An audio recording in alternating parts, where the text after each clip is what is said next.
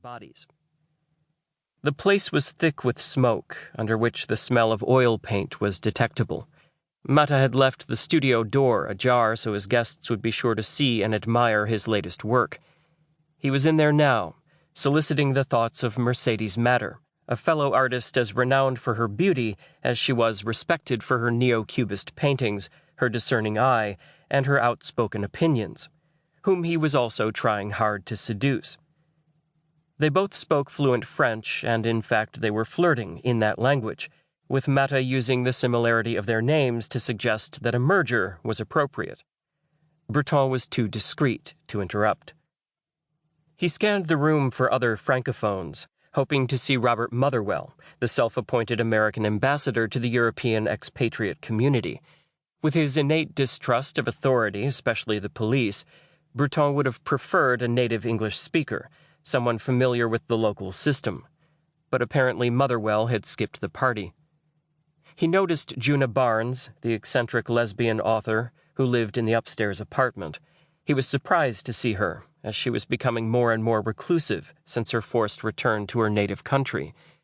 They had known each other in Paris, where she was a fixture of the vanguard literary scene in the 1920s, but with virtually no audience here for her work, she was being supported by the heiress Peggy Guggenheim, a collector of art and artists, who had also returned reluctantly from her bohemian expatriate life in Europe. It was evident that Barnes had had plenty to drink, so Breton ruled her out. Using the only armchair as a de facto throne, the writer Harold Rosenberg was holding court, his high-pitched voice cutting through the music and the chatter. His bad leg, the result of osteomyelitis, kept him off the dance floor, and he used it as an excuse to station himself where others would have to come to him. He was surrounded by a trio of muses, his wife, May Tabak, the artists Lee Krasner and Elaine Freed, who were encouraging his philosophizing. While keeping up a lively banter with Harold, Lee had one eye on her lover, Jackson Pollock, sitting by himself in a corner, studying his shoes and nursing a glass of red wine. She was rationing him and wanted to be sure he wasn't cheating. He had an important exhibition coming up in just a few weeks, and he couldn't afford any time off for a bender. Lee was becoming a bit weary of Harold's pontificating. She would have enjoyed dancing, but no partners were available. Dancing with Jackson was out of the question. Their one and only attempt had been a disaster. Of course, he had been stinko, cut in on her boyfriend Igor, stepped all over her feet, and propositioned her. Not the most promising start to a romantic relationship. She hadn't spoken to him again for 5 years. But when she saw his astounding paintings, all was forgiven. In fact, she fell in love with his art first, then with him. The Europeans are completely justified in thinking that the term American culture is an oxymoron, Rosenberg asserted with customary assurance. Whoever said America's only contribution to civilization is indoor plumbing forgot that the Romans invented it 2,000 years ago.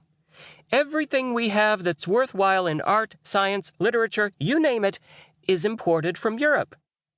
Lee was not ready to accept such a dismissive attitude. Come off it, Harold. If European culture is so superior, why is it destroying itself as we speak, or rather as you speak, she added, since no one else has been able to get in a word for the past half hour. Rosenberg carried on, unfazed. What's happening now is anti-cultural, he argued. The Nazis and the fascists can't tolerate anything but their own warped ideology. Their lust for power is inflamed by profiteers who buy political influence and by their lackeys in the military. What chance do the poets and painters have against such evil greed? That's why the great minds of Europe are here in New York. They're our most valuable imports. Look at the Surrealists, he continued. They witnessed firsthand what the last war did to their society, and they rejected the values that fostered destruction instead of creation. They chose to be outcasts because they had nothing to lose. They didn't invent iconoclasm, countered Elaine. Every culture has its innovators, and it's only natural that they would look inside themselves for inspiration when what's outside is such a mess. It's terrific that so many surrealists are here now, that they have a